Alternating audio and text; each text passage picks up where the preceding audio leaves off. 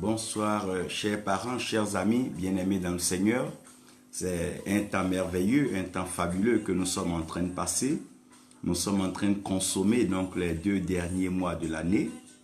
Nous savons plus ou moins que c'est des temps qui ne sont pas faciles. C'est des temps d'épreuve, c'est des temps de privation et c'est aussi des temps de réflexion, de soucis et d'inquiétude. Nous nous posons la question de savoir qu'est-ce que cette année 2018 nous réserve. Comment est-ce qu'elle nous cédera donc la porte et le passage pour l'année 2019. Comment est-ce que nous allons pouvoir donc cumuler, sinon maximiser les ressources, la promesse et la bénédiction que le Seigneur a pour nous en cette année. Comment est-ce que ces événements vont aller vers donc un accomplissement meilleur. Quelle sera donc la fin de tout ce qui a commencé donc depuis janvier? Quel sera donc l'accomplissement, la finalité de tout cela? Je tiens à vous rassurer maintenant. Avant de commencer donc à vous parler et de vous annoncer la parole de Dieu, sachez que la meilleure façon d'échapper à un système, la meilleure façon donc d'échapper à un homme, c'est d'appartenir à un homme plus fort, plus puissant que lui. Comment est-ce qu'on échappe donc à un système? Il faut juste appartenir à un système plus puissant et plus fort que le système qui te pourchasse. C'est en cela que nous avons le royaume des cieux comme étant le royaume suprême. Le royaume des cieux est le royaume le plus puissant, le royaume qui est à la base donc de la création. C'est le royaume fondé par le Créateur lui-même. Ayant donc établi son Fils comme étant le premier-né d'entre plusieurs frères, son Fils devient le détenteur donc des trésors et des richesses du royaume. Et lorsque nous sommes en Christ, nous sommes cohéritiers avec lui. Ça veut dire que les trésors et les richesses de ce royaume-là nous appartiennent. Ne vous souciez de rien. En ces fins d'année, en tout temps, faites savoir à votre Père céleste par des prières, des supplications, par des requêtes, l'invocation, la consultation et même la suggestion. Parlez à Dieu car il est notre Père et il est assis dans les cieux. La meilleure façon de vivre heureux, c'est de vivre dans les mains de quelqu'un qui peut te protéger et de s'éloigner progressivement de celui qui veut te détruire. Je veux déclarer, prophétiser en cet instant même que toute âme de l'ennemi forgée contre un des enfants de Dieu sur la terre n'aura point de fait. Tout plan machiavélique, satanique, diabolique, dirigé contre un enfant de Dieu n'aboutira point. C'est en cela que nous remettons ces jours-là sous la haute protection du sang de Jésus et nous déclarons que la victoire est la nôtre au nom de Jésus. Quelqu'un dit Amen et nous allons donc nous faire plaisir dans la parole de Dieu. J'étais donc en train de vous parler de l'amour comme étant plus fort que la mort. Donc l'amour étant plus fort que la mort étant la fin constatée de toute œuvre humaine. Donc tout ce que l'homme fait, lorsque l'homme est confronté à la mort, l'homme ne peut plus avancer parce que la mort est maintenant présentée comme étant la finalité, donc la fin de tout ce qu'un homme peut faire. Et la seule façon donc pour un homme de se retrouver fragile et vulnérable, c'est devant la mort. Tous ceux qui ont marqué ce monde et tous ceux qui ont posé les grands actes, nous pouvons citer des noms et la liste ne sera pas exhaustive. Ces personnes ont été confrontées à la mort. Et depuis que la mort a rencontré ces personnes ne sont plus revenues et nous n'avons plus vu ces personnes, mais nous avons trouvé donc plaisir de pouvoir nous remémorer ou nous commémorer des actes, des activités, des actions que ces personnes ont menées sur la terre. Donc dans le jardin aussi, Adam et Ève, par désobéissance, vont se retrouver confrontés à la mort. Lorsque Adam et Ève vont se retrouver confrontés à la mort, Dieu va alors leur dire que juste à côté de la mort, il y a un arbre. Juste à côté de la mort, il y a un arbre. Nous bénissons C.C. Smith pour Sanassi, pour le temps qui passe avec nous, Ali Kamara, Go Jude Dje, tu es béni. Maman Adjoumani, que la grâce de Dieu repose sur vous. Et je crois que nous serons très attentifs parce que ce soir, nous allons approcher certaines choses fondamentales de la vie chrétienne. Donc Dieu, ayant placé dans le même jardin l'arbre de la connaissance du bien et du mal, qui produira la mort par désobéissance, mais en même temps, il place l'arbre de la vie. Donc l'arbre de la vie est un arbre assez particulier. Cet arbre-là ne se révèle et ne se laisse déguster que par amour. Donc sans amour, on ne peut pas avoir accès donc à cet arbre. J'aimerais vous laisser aujourd'hui pour la lecture Genèse 3, versets 14 à 15. Genèse 3, versets 14 à 15. Dieu est en train d'expliquer déjà à l'ennemi, il parle à l'ennemi, il s'adresse à lui parce qu'il n'a pas peur de lui. Il est le Dieu créateur, il est l'Éternel des armées, il est le souverain des souverains, il est le vieillard, l'ancien des temps. C'est lui qui triomphe en toute bataille et en toute guerre. Il est plus que vainqueur. C'est lui qui ne perd jamais la guerre. Donc il va s'adresser maintenant au serpent. Il va s'adresser à Satan en lui disant ceci. Tu as bien joué ton rôle, mais sache que la sémence de la femme, donc le fils de la femme, t'écrasera la tête. Quand on parle de la tête, on parle de son système. On parle de sa pensée, on parle de sa stratégie, on parle de ses projets, de ses plannings. Donc, lorsque la Bible dit que le fils de la femme écrasera donc ta tête par son pied, Dieu est en train d'expliquer que le système de réflexion, le système donc d'action, le système d'attaque, le système de déstabilisation, le système de destruction du diable viendra à une fin. Cette fin-là sera tout simplement l'action du pied du fils de la femme et la sémence de la femme. Je vous laisse là pendant que vous savez ce que la révélation nous dit sur le fils de la femme. Jean 3,16 va nous présenter tout un autre décor. Après que Adam et Ève aient donc commis le péché, Dieu par principe de justice va dire que non, ce n'est pas juste. Ce que l'homme et la femme viennent de faire dans le jardin, il va leur falloir encore un pèlerinage. Donc, ils vont contourner, donc ils vont parcourir le cycle de la vie afin de revenir à une conclusion que la meilleure façon de pouvoir vivre heureux, c'est d'appartenir à Dieu. Et appartenir à Dieu, c'est lui être obéissant et se soumettre à lui. Donc, c'est là que Jean 3,16 va dire alors que Dieu a tant aimé le monde qu'il a donné son Fils unique afin que quiconque croit en lui ne périsse point, mais qu'il ait la vie éternelle. Donc, lorsque Dieu présente cette situation, il nous présente la situation du salut.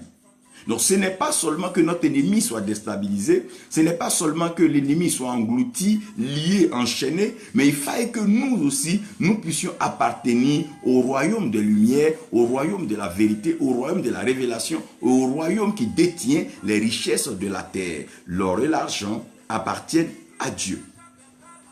Donc après avoir compris la pensée de Dieu dans Jean 3,16, il va maintenant enfoncer le clou. Et en enfonçant le clou, là, il va dire quelque chose de fondamental que j'aimerais que nous lisions. C'est avec ça que je vais développer un peu pour ce matin. Je veux donc vous dire certaines choses ce matin qui vont vous faire du bien. Apocalypse 20, versets 1 à 3. Apocalypse 20, versets 1 à 3. Nous sommes en train de tendre vers la fin de la révélation. Jean, après avoir tout dit et tout vu, Jean va dire ceci. Nous lisons la parole de Dieu. Puis je vis descendre du ciel un ange. Puis je vis descendre du ciel un ange qui avait la clé de l'abîme et une grande chaîne dans sa main. Donc l'ange descend du ciel. Et cet ange qui descend du ciel là avait la clé dans sa main, la clé de l'abîme. Non seulement l'ange a la clé de l'abîme, oh Dieu, mais l'ange a une grande chaîne dans sa main.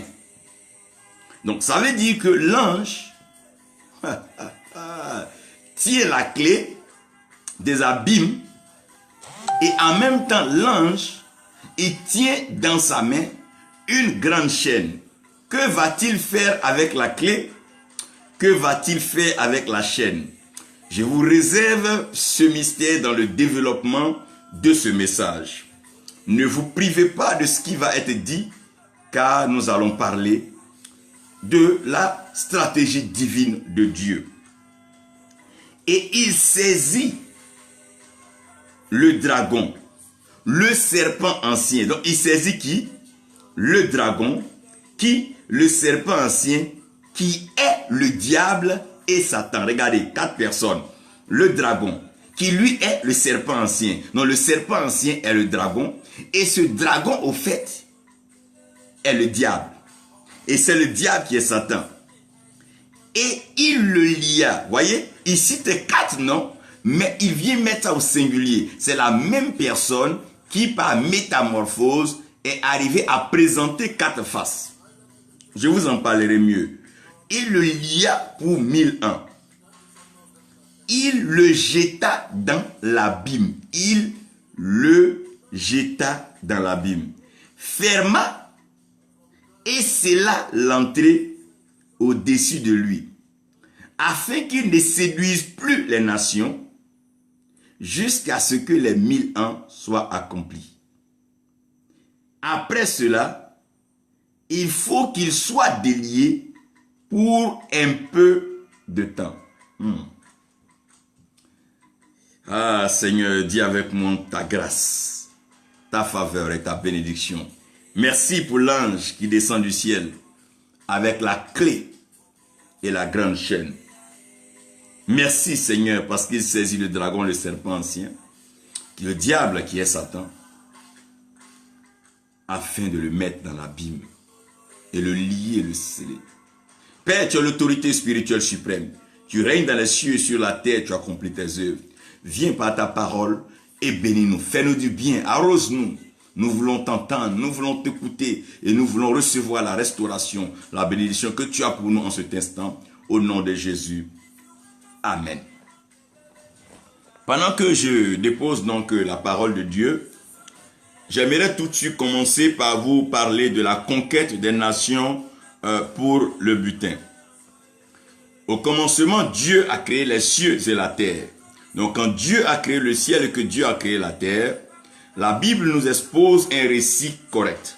La terre était informe et vide. Donc la terre n'ayant pas de forme et étant vide, c'est clair que la terre n'intéresse personne. Parce que personne n'est intéressé par le vide et personne ne sera intéressé par ce qui n'a pas de forme. Et puisque la terre est informe et vide, le ciel sera le lieu maintenant de prédilection, le lieu prisé, le lieu que tout le monde va rechercher à y vivre. Donc nous serons aussi dans ce ciel, dans la pensée de Dieu, car c'est le trône de Dieu. Donc dans ce ciel-là, il y a des trésors de valeur inestimable qu'on ne peut pas comparer ou qu'on ne peut pas trouver de semblable sur la terre. C'est pour ça, si vous voyez la description de la Nouvelle Jérusalem, les pierres précieuses citées, oh mon Dieu, ça donne de quoi à réfléchir. Les miniers même n'auront pas de quoi à pouvoir nous aider à pouvoir décrire ces pierres précieuses. Donc, la terre étant informe et vide, la terre n'intéressera personne. Il plaira donc à Dieu sur la terre de placer un jardin. Donc quand Dieu place un jardin sur la terre, la Bible nous explique maintenant qu'il y a un fleuve qui va couler. Et ce fleuve qui va couler va se diviser en 4 bras. Donc parlant de Pichon, Guillon, Euphrate et Tigresse, vous allez comprendre que lorsque ces fleuves-là vont commencer à couler, ces fleuves vont révéler des richesses qui sont dans la terre. Donc maintenant, il y a des richesses dans la terre, il y a des richesses dans le sous-sol. Donc à cause des richesses dans le sous-sol, la terre va devenir maintenant un lieu de conflit, un lieu de bataille et un lieu de conquête. Puisqu'il y a des trésors dans la terre va devenir un lieu de conquête et un lieu de bataille. Donc lorsque Lucifer va être précipité depuis les cieux, il descend maintenant sur la terre en tant que Satan. Devenu Satan, il s'oppose à la volonté de Dieu. Et puisque Dieu fait la terre pour les fils, pour l'homme et pour ses fils, Satan va tout simplement s'interposer ou s'opposer à la volonté de Dieu en empêchant les fils de Dieu de pouvoir donc posséder, dominer la terre, la sujettir en se multipliant bien sûr et manifestant le règne que Dieu attend d'eux. Donc Dieu, quand il crée l'homme, il va demander à l'homme de dominer sur le poisson des eaux, donc sur les oiseaux des airs, et sur les animaux qui se meuvent à la surface de la terre. Donc l'homme est créé pour vivre sur la terre, mais bien qu'étant sur la terre, sa domination doit s'étendre au-delà des eaux et au-delà des airs. Donc l'homme doit pouvoir contrôler l'air, la terre et les eaux. C'est un peu ce que l'aigle fait dans sa voltige. L'aigle chasse en l'air, l'aigle chasse sur la terre et l'aigle chasse sur l'eau et dans l'eau. Vous comprenez maintenant avec moi que Dieu ayant donné cette mission à l'homme, l'homme va se confronter à l'ennemi de Dieu, donc à l'opposant de Dieu. Dieu, dans la notion de nation, va parler à Abraham dans Genèse 12. Il dira, Abraham, que je rendrai ton nom grand. Donc ton nom sera un nom tellement grand que personne ne pourra voir un autre nom mieux que le tien. Mais à partir de ce nom grand, tu seras une bénédiction pour les nations. Comment est-ce que tu seras une bénédiction pour les nations? Les nations qui te béniront, toi Abraham, seront bénies. Mais les nations qui te maudiront seront maudites. Donc ça veut dire que la bénédiction et la malédiction d'une nation va dépendre de sa relation avec Abraham. Donc quand on parle de la relation d'une nation avec Abraham, il va falloir redéfinir qui est Abraham. Lorsqu'on parle d'Abraham, on parle de cet homme-là qui a obéi à Dieu sans toutefois regarder à ses acquis et au bien de ses parents, mais qui a décidé selon la voie de Dieu de quitter sa patrie, donc quitter sa terre, quitter son héritage biologique qui lui revient de droit de façon héréditaire et d'aller vers une terre que Dieu va lui promettre. Donc lorsque Dieu parle avec Abraham, Dieu ne promet pas de ciel à Abraham, Dieu ne promet pas d'eau à Abraham, Dieu ne promet pas de feu à Abraham, mais Dieu promet une terre à Abraham. Et Dieu dit que cette terre qu'il promet à Abraham est une terre fabuleuse parce que c'est la terre où coulera le lait et le miel. Puisque cette terre n'est pas nommée, ça veut dire que partout où Abraham arrivera, où Abraham sera adopté, Abraham sera donc accepté, Abraham sera aimé, cette terre directement va jouir de la grâce que Dieu a prononcée dans la vie d'Abraham. Je reviens encore là pour vous parler d'Abraham. Qui est Abraham? Abraham, c'est le père de la foi. Qu'est-ce que c'est que la foi? La foi, c'est une adhésion volontaire à la parole venant de Dieu, l'acceptant comme étant vérité absolue, ayant tout droit et pouvoir de se manifester dans la vie de celui qui l'accepte. C'est en cela que dans Jean 3,16, il dit quiconque croit en lui. Donc les nations auront maintenant le choix. Soit les nations vont croire en la parole de Dieu au travers d'Abraham, ou les nations ne croiront pas en Abraham. Cette nation qui croit en la bénédiction de Dieu en Abraham, c'est une nation qui bénit Abraham. Quand on parle de bénir ici, cette bénédiction-là est dans le sens de l'obéissance et l'acceptation. Il va falloir accepter Abraham et aussi obéir à ce que Dieu dit. Qu'est-ce que c'est que qui est Abraham? Abraham est le patriarche qui introduit maintenant la nation d'Israël, le peuple choisi et béni de Dieu. Nous voyons que Abraham est un homme qui a été habitué au sacrifice et à l'obéissance. Donc une nation qui accepte d'être avec Dieu doit pouvoir consentir des sacrifices pour sa paix et son bonheur.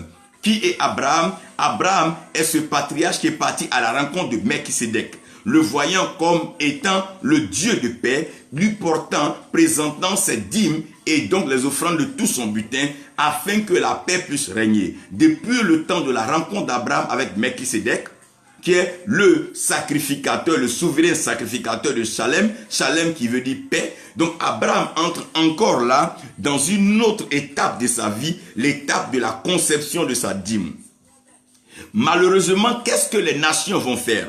Lorsque les nations vont commencer à trouver les trésors dans leur sous-sol, elles vont commencer à hermétiquement fermer leurs frontières. Non seulement elles vont fermer leurs frontières, et elles vont commencer à développer un certain individualisme, égoïsme et méchanceté qui ne dira pas son nom sur donc ces trésors du sous-sol. Donc les hommes n'auront plus le regard porté vers le ciel, mais les hommes auront le regard porté dans le sol et dans le sous-sol. Lorsqu'un pays trouve du pétrole, du bauxite, de l'uranium, du manganèse, lorsqu'un pays va trouver du platinum ou ces pierres précieuses là, vous allez comprendre que ce pays va commencer à présenter un type d'orgueil, une forme nouvelle de se présenter. Il y a des nations qui n'avaient pas de trésor hier, qui laissaient tout le monde entrer. Dès lors que le pétrole, dès lors que l'or, le diamant a commencé à se faire voir, ces pays ont commencé à devenir très rigoureux sur les systèmes d'immigration et de voyage. Les portes ont commencé à être fermées aux étrangers. Alors que la conquête des nations est tout simplement une guerre pour le butin. Plus une nation trouvera des trésors dans son sous-sol, plus elle sera sujet d'attaques, de guerres, de conflits. Lorsqu'on trouvera un trésor, une richesse dans ta terre, alors ta terre va commencer à intéresser le système, le serpent ancien, je parle du dragon. Je suis en train de parler du diable et je te parle de Satan. Parce que lorsqu'il y a des trésors, l'homme commence à accorder de la valeur à ces trésors plus que le Dieu qui est le créateur de ces trésors. Aujourd'hui, il y a des régions dans lesquelles l'or est adoré, l'or est mieux célébré que le Dieu créateur. Et il y a des lieux aujourd'hui où le compte bancaire, où l'argent, les billets de banque sont plus célébrés que l'éternel. Il y a des terres aujourd'hui où le pétrole a plus de valeur que l'adoration du Dieu d'Abraham, le Dieu de Isaac et le Dieu de Jacob. Voilà alors que les conflits vont commencer. Les conflits vont commencer pourquoi? Parce que ces nations-là vont s'introvertir. Elles vont regarder dans leur sous-sol et elles ne lèveront plus jamais la tête pour regarder vers Dieu. Elles vont commencer à entrer dans des formes d'idolâtrie, dans des formes de nationalisme et dans des formes de protectionnisme. Et pour pouvoir développer cela et maintenir ce concept, ces nations seront obligées de pactiser à un très haut niveau avec le diable. D'une façon intelligente et intelligible, elles vont entrer dans les pratiques maçonniques, elles vont entrer dans les pratiques ésotériques et elles vont commencer à sympathiser avec la magie. Puisse-t-elle être blanche ou noire. Et ces nations vont commencer à ériger des statuettes et des idoles. Ces idoles vont commencer à contrôler le système aérien, maritime, terrestre de ces nations. Et ces nations vont commencer à soumettre leur sous-sol à ces soi-disant protections. Et ces protections vont commencer à déterminer la vie des hommes sur cette nation. En voyant ici des conflits, des guerres, des épidémies, des pandémies et des calamités. Nous allons suivre, là il y aura des cataclysmes et il y aura des destructions vraiment massives. Nous avons vu un peu les types de richesses qui avaient commencé à être découvertes en Europe lorsque le siècle des Lumières est arrivé. Après la suite de ces richesses, nous avons connu deux grandes guerres. Pourquoi? Parce que partout où il y a un butin, si le butin n'est pas élevé pour glorifier Dieu, ce butin devient maintenant le point de conflit, de bataille entre les frères et les sœurs. Comme une forme d'héritage terrestre. Les hommes se battent pour les biens sur la terre. À quoi bon servira à un homme de gagner toute la terre s'il perd son âme, s'il n'a pas de portion dans le ciel? Je reviens ici vous expliquer que la conquête des nations est une conquête pour le butin. Aujourd'hui, les nations se font la guerre. Les puissances font la guerre aux petits pays. Tout simplement à cause des butins. La terre qui était un lieu créé par Dieu pour être un lieu de paix, un lieu de tranquillité, est devenu un lieu de malheur, de guerre et de malédiction. Parce que la terre a refusé à un certain moment de reconnaître le ciel et d'accepter le Dieu d'Abraham. Voici que des nations ont commencé à se détourner d'Abraham. Ces nations ont commencé à ne plus obéir à la voix de Dieu. Ces nations ont commencé à s'ériger elles-mêmes leurs prophètes. Elles ont commencé à s'ériger elles-mêmes leur religion. Commencé à s'ériger leur système de pensée et leur voie d'évolution. Voici un peu que Dieu va commencer à regarder depuis le ciel et il cherche la foi sur la terre et il ne trouve plus. L'espérance, il ne voit pas. L'amour, ça c'est une denrée rare à ne pas en parler. Tout le monde est prêt à la recherche du butin. Chacun tue son frère pour avoir le butin. L'autre tue sa soeur pour avoir le butin.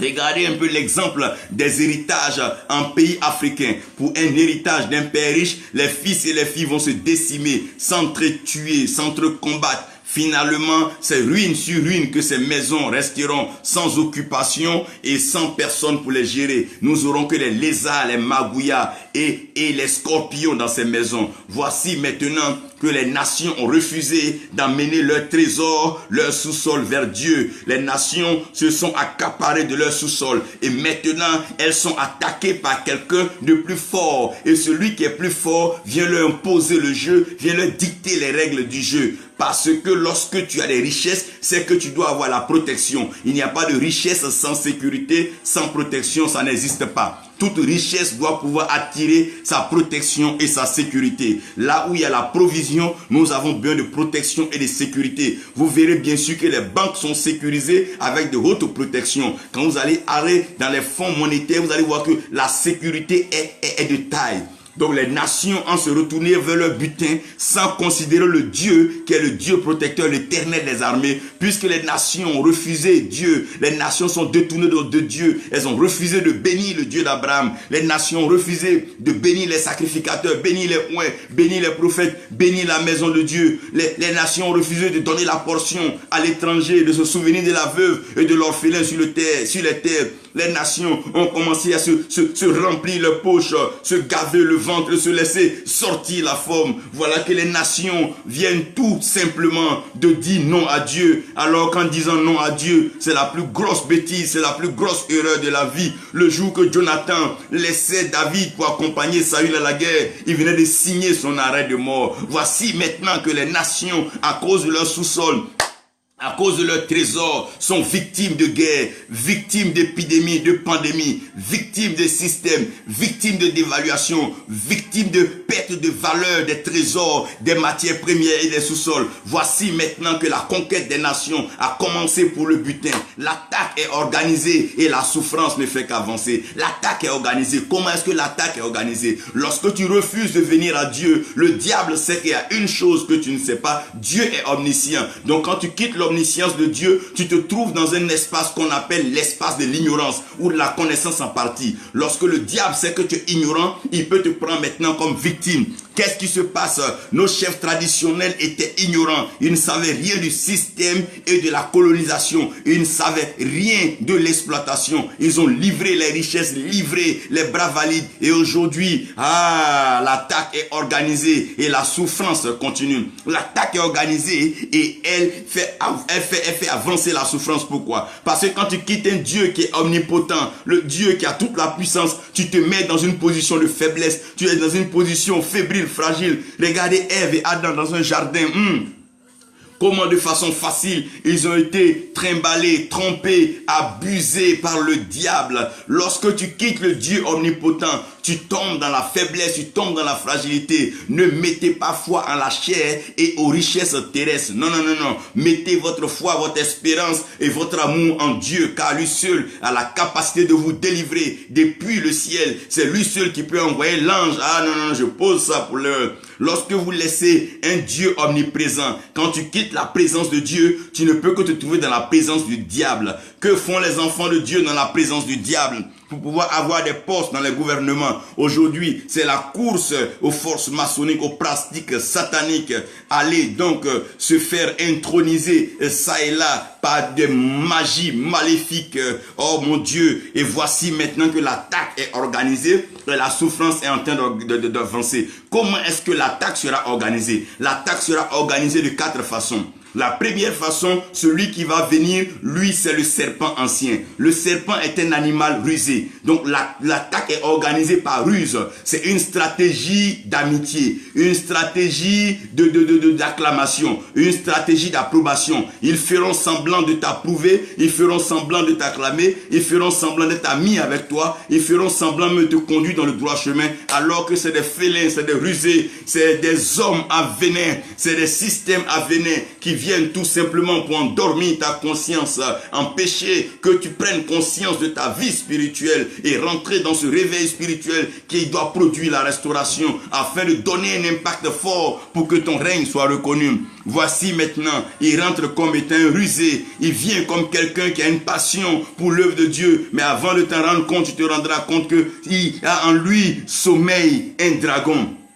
Qu'est-ce que j'appelle dragon? Lorsqu'il prend la forme du dragon maintenant, il organise l'attaque sur le système de la puissance. Puisque l'homme a besoin de puissance. Et l'homme est influencé par ce qui est puissant. L'homme est intimidé par ce qui est puissant. Il va produire des flammes de feu. Il va produire des étincelles de feu. Sous forme de bagues magiques et sous forme de pratiques maléfiques et sataniques. Donc les hommes, au lieu de courir vers le Dieu et sa parole qui est le feu dévorant, vont commencer à courir ça et là à la recherche de la magie du dragon. Partant en Inde, en Asie, partant en Indochine, en Indonésie et tous ces lieux pour aller chercher la puissance et la magie, courant ça et là au Moyen-Orient et à l'Extrême-Orient pour aller donc pactiser avec des puissances étrangères où l'attaque est organisée.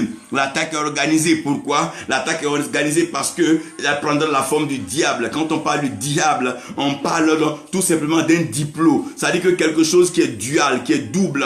Quelqu'un qui a une double langue, qui te parle en bien aujourd'hui et en même temps il te parle en mal. C'est-à-dire que chaque fois qu'il essaie de te faire du bien, au fait derrière ce bien se cache un mal pernicieux. Oh, Adam et Ève, dans ce jardin, croyant qu'ils étaient en train de se nourrir, oh mon cher, se fait plaisir avec ce fruit, mais ne sachant pas que derrière ce fruit se cachait une punition, une malédiction éternelle, une mort certaine que l'homme ne pouvait plus jamais s'en défaire. Oh, ce péché.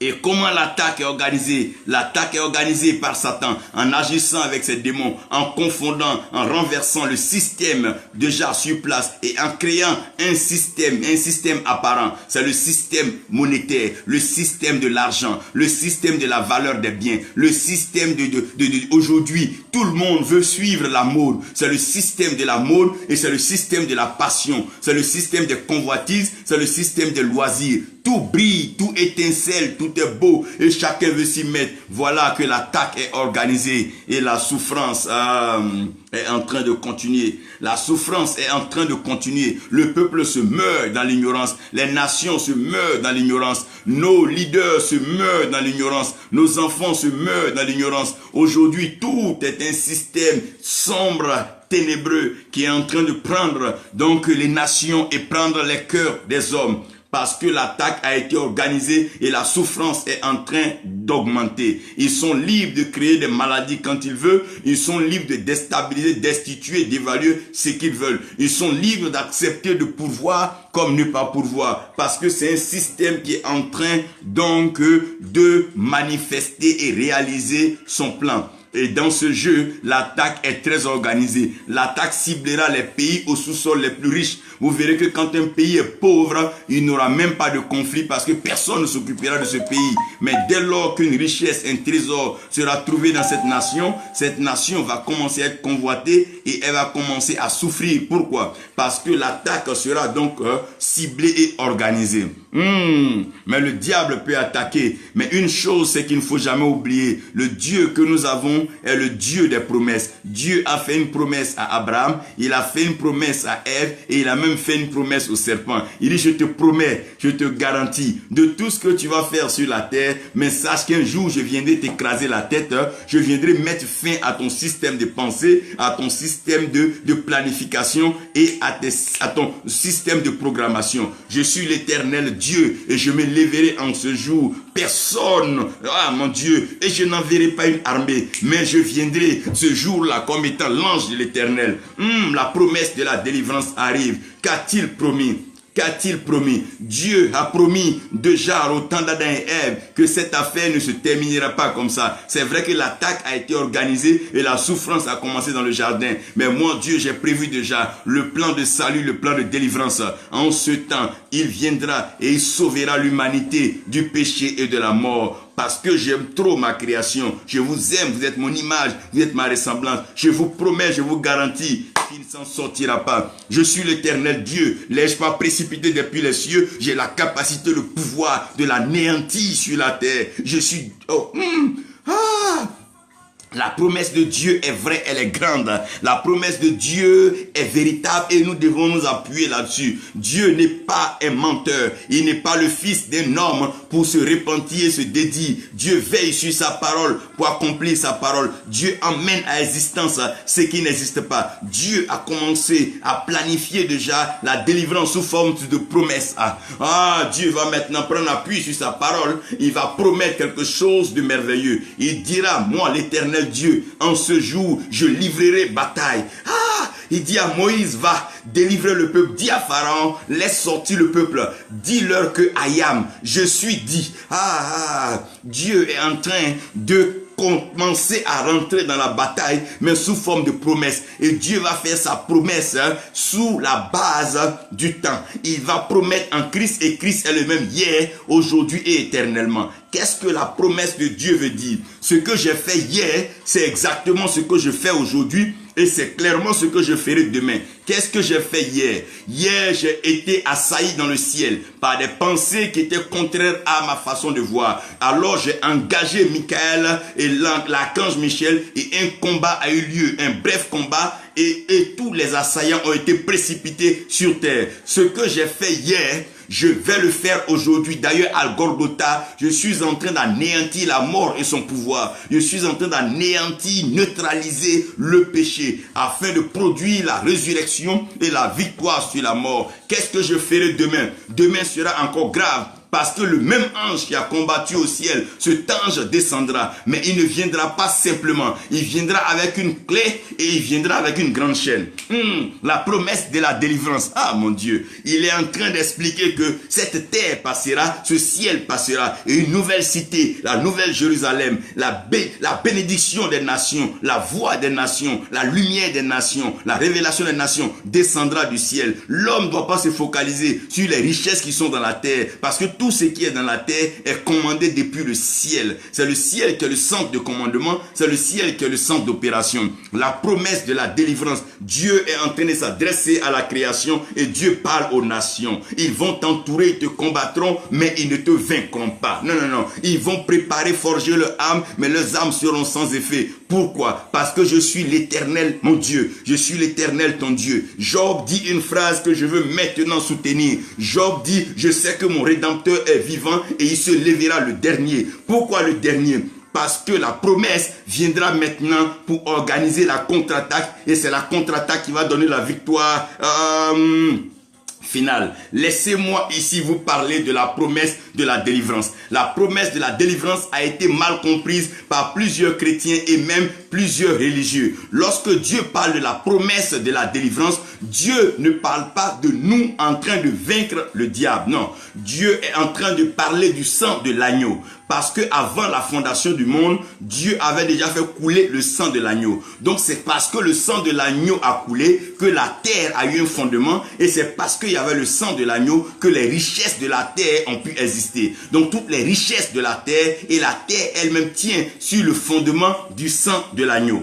Donc si le sang de l'agneau a le fondement de toutes les richesses de la terre, à un certain moment, Dieu fera couler encore le sang de l'agneau. Et cette fois-ci, le rôle de ce sang-là, c'est de rectifier et corriger tout ce qui est anormal sur la terre. Souvenez-vous que le sang d'Abel a crié à Dieu pour pouvoir rectifier ce qui était anormal sur la terre parce que ce sang réclamait vengeance. Vengeance pourquoi? Parce que Caïn avait donc organisé l'attaque pour pouvoir produire la souffrance et il a tué son frère. La même chose aujourd'hui, l'ennemi est en train de nous assaillir et il est en train de chercher à nous détruire par tous les moyens. Pendant qu'il est en train de le faire, Dieu regarde à la croix et le sang de l'agneau est en train de couler. Ésaïe le dit ainsi, la Vierge enfantera, oh mon Dieu, la canne là-bas, et celui-ci c'est l'Emmanuel. Dieu avec nous. Ce n'est pas un homme avec nous, ce n'est pas un ange avec nous, mais c'est Dieu avec nous. La promesse de la délivrance n'a pas été faite pour nos lieux de culte. La promesse de la délivrance n'a pas été faite pour nos prières, nos intercessions et nos actes prophétiques. La promesse de la délivrance est une façon pour Dieu de restaurer l'ordre. C'est Dieu qui restaure l'ordre. Il a donné un temps libre à l'ennemi d'organiser son attaque et de perpétrer la souffrance, la mort par les épidémies, les pandémies et les guerres. Mais n'oubliez pas que le Dieu que nous servons est le Dieu de paix, et le Dieu de paix doit finaliser toujours son projet. Ce qu'il a entamé depuis la Genèse, ce qu'il a commencé par précipiter, il va venir sceller sur la terre. Il n'a pas voulu le lier au ciel, de peur que lorsque nous serons au ciel avec lui, nous soyons perturbés. Donc il a préféré l'envoyer sur une terre, un lieu où il va vraiment le punir. Quand Dieu veut ôter le mal, Dieu amène le mal dans une terre aride. Dieu les fait sortir d'Égypte, il les envoie en Égypte, il les envoie dans le désert, parce que dans le désert, il veut sortir la pensée d'Égypte d'eux, la pensée du monde, la pensée de la chair, la pensée du péché, la pensée du mal. Dieu veut ôter cela, et Dieu veut ôter le système du mal. Et cette promesse-là, c'est l'amour de Dieu. Paul dit, nous savons du reste que toute chose concourt au bien de ceux qui aiment Dieu. Donc nous savons du reste que toute chose concourt au bien de ceux qui aiment Dieu. La promesse de Dieu, c'est l'amour. La délivrance, c'est l'amour. La victoire, c'est l'amour. La bataille, c'est l'amour. Dieu combat par amour. Et tout ce que nous faisons par amour, nous avons la victoire d'office parce que l'amour est le lien de la perfection. C'est par amour que les systèmes, oh mon Dieu, ont été établis. C'est par amour que Dieu nous sauve. La promesse de la délivrance, c'est la promesse de l'amour. Pourquoi aujourd'hui nos lieux de culte sont fragiles dans la bataille? Parce que l'amour n'est pas encore manifesté, l'amour n'est pas encore révélé et l'amour n'est pas encore célébré. Qu'est-ce qui fait que nous n'avons pas l'occasion de pouvoir triompher totalement sur l'ennemi? Parce que notre amour n'est pas vrai. Aujourd'hui, plusieurs lieux de culte existent, mais nous savons encore que c'est la recherche encore du butin et la conquête des nations. Mais les lieux de culte devaient plutôt présenter l'amour de Dieu qui est la promesse de la délivrance. Dieu a juste besoin que l'amour soit manifesté. C'est en cela que lorsque le Seigneur vient, il vient rectifier, sinon il vient améliorer les commandements. Il dit, tu aimeras l'Éternel Dieu de tout ton cœur et tu aimeras ton prochain comme toi-même. Comment est-ce que la délivrance arrive? Lorsque tu aimes ton frère, tu ne voleras plus ton frère, tu n'escroqueras plus ton frère, tu ne prendras plus la femme de ton frère, tu ne vas pas maudire ton frère, tu ne vas pas aller en sorcellerie ni envoûter ton frère. Lorsque l'amour va se manifester, la force du diable et de Satan va commencer à diminuer. C'est parce que la haine, la méchanceté et la jalousie et la sorcellerie sont devenus les slogans des lieux de prière que le diable a encore trouvé une place pour y être. La promesse est forte. Daniel dit cette pierre, elle va frapper le pied de la grande statuette et après cela, ces royaumes vont être écroulés et cette pierre deviendra une grande montagne. Dieu promet qu'il bâtira son église. Jésus-Christ dit, je bâtirai mon église. Je ne suis pas en train de parler de ces dénominations, ces mouvements, ces rassemblements, ces cultes d'hommes avec des adorations d'idoles et pratiques où des hommes sont déifiés, des hommes sont élevés au rang de Dieu. Non, je ne parle pas de ça. Laissez-moi parler de quelque chose d'autre. Je vous parle de la maison de Dieu où l'amour triomphera, où la joie triomphera, où la paix triomphera. Je parle de la maison de Dieu où l'amour sera manifesté. Celui-même qui n'aime pas ne trouvera pas sa place. N'oubliez pas que l'amour est plus fort que la mort. Pendant que la mort avance, l'amour le regarde partir. Il dit, mais tu vas par où? Tu ne sais pas que je suis plus fort que toi. La mort va se promener et elle va se retrouver sur Lazare. Mais la mort va se tromper parce que Lazare est l'ami que Jésus-Christ aime. Ils vont lui envoyer une lettre pour dire, là, Jésus, Lazare, ton ami que tu aimes est malade. Il dit, si l'amour est constaté, laissez la maladie atteindre son objectif. Lorsque la maladie atteint son objectif qui était la mort, il est venu, il dit, mais mort, ne sais-tu pas que l'amour est plus fort que toi? Ne sais-tu pas que j'aime Lazare? Ne sais-tu pas que Lazare m'aime? Lazare sort. L'amour de Dieu va triompher de la méchanceté, la haine et tous ces mouvements de la terre. Ce dont nous avons besoin aujourd'hui, c'est de l'amour de Dieu. La promesse de la délivrance, c'est l'amour de Dieu. La contre-attaque pour la victoire. La contre-attaque pour la victoire, elle est merveilleuse. Dieu parle du pied. Si vous regardez bien le pied, la plante des pieds, le pied, fait une forme d'aile qui ressemble à une clé. Donc lorsque le talon est piqué, il y a toujours ce mouvement de L. Si vous regardez bien vos clés, il y a toujours comme ça et comme ça. Donc, le pied dont il est en train de parler, c'est une clé. Et cette clé-là est un mystère. Et ce mystère se cache en un nom. Et ce nom-là, c'est Jésus-Christ. C'est pour ça la mention de ce nom, tout genou fléchit, toute langue confesse que Jésus-Christ est Seigneur à la gloire de Dieu. Donc ce que nous avons, la contre-attaque se fait dans ce nom-là. Ah mon Dieu, mon Dieu, mon Dieu. Qu'il est beau ce nom, qu'il est merveilleux ce nom. Il n'existe pas un nom glorieux comme ce nom. Il n'existe pas un nom aussi beau que ce nom. Il n'existe pas un nom aussi aimable que ce nom. Oh, que ce nom nous fait du bien, que ce nom est merveilleux, que ce nom est grand. Il a un nom et ce nom est merveilleux. Ce nom vient du ciel. Ce nom vient du ciel. Ce nom est merveilleux. Ce nom c'est Jésus. Ce nom vient du ciel. Ce nom est merveilleux. Ce nom est glorieux. En ce nom, des paralytiques marchent. En ce nom, des aveugles voient. En ce nom, des sourds entendent. En ce nom, des muets parlent. En ce nom, des morts reviennent à la vie. En ce nom, des systèmes sont rétablis pour la gloire de Dieu. En ce nom, des pauvres sont enrichis. En ce nom, des faibles sont fortifiés. En ce nom, les prisonniers sont libérés. En ce nom, les cœurs chargés sont libérés et délivrés. En ce nom, une année belle, une saison favorable du Seigneur peut être annoncée. En ce nom, dans le nom de Jésus, le nom de Jésus, le nom de Jésus, y a-t-il un nom aussi beau que cela? Il a dit à Abraham, je rendrai ton nom grand. Et ce nom qui est grand, c'est le nom de Jésus. Donc le nom qui fait la contre-attaque, c'est le nom de Jésus. Si tu n'as plus rien à dire au diable, dis-lui au nom de Jésus. Ouf! By God, quand tu lui dis ce nom-là, il sait de quoi tu veux parler. Parce que la stratégie de contre-attaque de Dieu, c'est dans le nom de Jésus-Christ, qui vient comme étant le dernier Adam, qui vient accomplir, parfait l'œuvre à la croix. Lorsqu'il part à la croix, il ne part pas avec le sang des boucs et le sang des agneaux, mais il part avec lui-même son propre sang, entrant dans le lieu très saint, traversant le tabernacle et offrant le sacrifice agréable à Dieu. Et depuis ce jour-là, Dieu a souverainement élevé son nom, établissant son nom dans le ciel, sur la terre et sous la terre. Donc son nom a un effet dans le ciel, sur la terre et sous la terre. Comprenez-moi maintenant ce qui va se passer.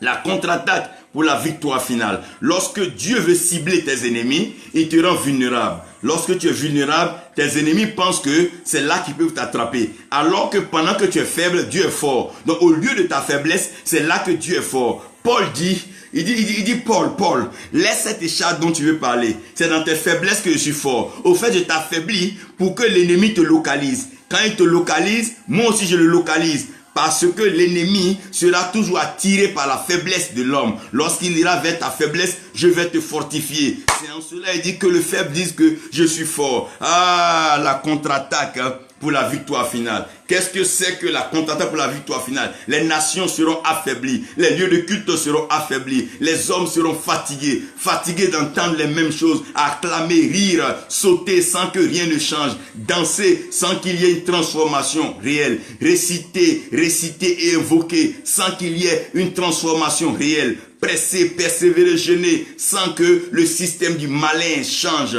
Mais voici maintenant la contre-attaque. Le nom de Jésus. Ils ont vaincu le malin par le sang de l'agneau. Cet agneau, c'est l'agneau de Dieu. Son nom, c'est Jésus-Christ, oh mon Dieu. Et ils l'ont vaincu par le sang de l'agneau et la parole de leur témoignage. Quelle est la parole de leur témoignage? C'est cette parole-là qui va orchestrer la victoire finale. Que dit Dieu? Dieu dit l'ange. Un ange viendra du ciel. Quand on dit un ange, on parle d'un envoyé. Ça veut dire que pendant que le combat se passait sur la terre, pendant que les hommes se battaient sur la terre, autant essayer de lutter avec leurs péchés, lutter avec leurs faiblesses, lutter avec leurs ennemis, lutter avec leurs faux amis, lutter avec leurs parents, lutter avec les sorciers, lutter pour pouvoir arriver à joindre les deux bouts. Pendant que les hommes se battent sur la terre avec le système, cet ange est au ciel et il observe. De la même façon que Josué se battait dans la vallée avec le peuple, Moïse était seul sur la montagne avec Aaron et Hur qui tenaient ses mains. Voici que l'ange est là-bas en train d'observer. Cet ange va venir et il ne viendra pas n'importe comment. Il viendra avec la clé. Qu'est-ce que c'est que la clé? La clé, c'est la vérité. Quand on parle de la clé, c'est la vérité. Jésus-Christ dit, je suis le chemin, la vérité et la vie. La clé, la seule façon de vaincre le malin, c'est la vérité. La Bible dit que, comprenez que Satan est le père du mensonge, car dès le commencement, il a menti. La seule chose qui peut freiner le mensonge, c'est la vérité. L'ange viendra avec la clé. Et cette clé, c'est la vérité. Lorsque la vérité apparaît, le mensonge est réduit et le mensonge est humilié. Lorsque la lumière apparaît, les ténèbres disparaissent. Nous sommes dans un temps de la révélation. Dieu va apporter la révélation à chacun de ses fils et les nations connaîtront la pensée, la volonté de Dieu. Et par cette clé, les nations seront libérées. Il envoie la clé pour faire quoi? Pour ouvrir l'abîme. Lorsqu'on parle de l'abîme, comprenez que les ténèbres étaient à la surface des abîmes. Donc l'abîme, c'est un lieu assez sombre, assez noir, assez ténébreux. Donc les ténèbres, le mensonge, le voile que tant longtemps a été mis sur le peuple de Dieu sera mis maintenant sur l'ennemi. Donc c'est l'ennemi lui-même qui va être pris dans son propre piège. Il va tomber dans son propre puits, le puits de l'ignorance, le puits de mensonge, et il ne s'en sortira pas. Non seulement la porte sera ouverte, mais ce ange viendra avec une grande chaîne. Quand on parle de chaîne, on parle de quoi? Quand on parle de chaîne, on parle de maillons. Ce sont des maillons enroulés. C'est des maillons enroulés qui finissent par faire une chaîne. Et le but de la chaîne, c'est de pouvoir lier la même chaîne, oh mon Dieu, la même chaîne avec laquelle il a été précipité du ciel. Cette même chaîne arrive, cette fois-ci pour le lier. Et cette chaîne-là vient pour le lier. Pourquoi? Parce que la parole aussi avait été liée. Elle avait été scellée cette fois. Cette fois-ci, cette chaîne-là vient pour sceller le sort de l'ennemi. Et ça sera la victoire finale. On n'entendra plus parler de mort. On n'entendra plus parler de guerre. On n'entendra plus parler de destruction. On n'entendra plus parler de souffrance. On n'entendra plus parler de pauvreté. On n'entendra plus parler de ténèbres. On n'entendra plus parler de ceci et de cela. Car Dieu régnera au milieu de son peuple. Dieu siégera dans la louange et l'adoration de son peuple. Dieu guidera son peuple et conduira les pas de ses enfants. Cette maison sera la maison de l'Éternel. Et cette maison va donner le ton à l'humanité. Une maison d'amour, une maison de paix, une maison de grâce, une maison de gloire. C'est cette maison qui va conduire le monde. Ça ne sera plus la pensée des hommes, mais ça sera la pensée de Dieu. Tout le monde sera suspendu à la parole de Dieu. Et c'est la parole de Dieu qui deviendra l'orientation et la victoire de tout homme. Dieu a prévu déjà une contre-attaque. Il est en train d'entrer sur le terrain. L'ange descend et l'ange arrive. L'ange va capturer tes ennemis. Tout ce qui t'a maintenu dans l'ignorance, tout ce qui t'a maintenu dans la pauvreté, tout ce qui t'a maintenu dans la souffrance, aujourd'hui, Dieu arrive et il ouvre la porte afin de te faire entrer dans la richesse de sa gloire, la connaissance et la révélation de sa parole. Et tu verras maintenant que les choses ne seront plus les mêmes. On ne te blaguera pas comme un enfant, on ne te traînera pas ça et là comme un mouton qu'on traîne dans l'abattoir, mais tu auras un discernement et tu sauras faire la différence entre ce qui est de Dieu et ce qui n'est pas de Dieu. Oh, la contre-attaque est belle pour la victoire finale. La contre-attaque est belle pour la victoire finale. N'ayez peur de rien. Croyez en Dieu. En tout temps, sachez que la victoire, elle est à Dieu. C'est l'Éternel qui combat. C'est lui qui livrera bataille. Et c'est lui qui est notre juge. Il est vrai. Et il est puissant. Il te bénit. Il me bénit. Il nous bénit. Il préserve nos nations. Il couvre nos familles. Jusqu'à ce que l'ennemi soit enchaîné et jeté dans les abîmes. Que Dieu vous bénisse. Que sa grâce repose sur vous. Au nom de Jésus. Amen.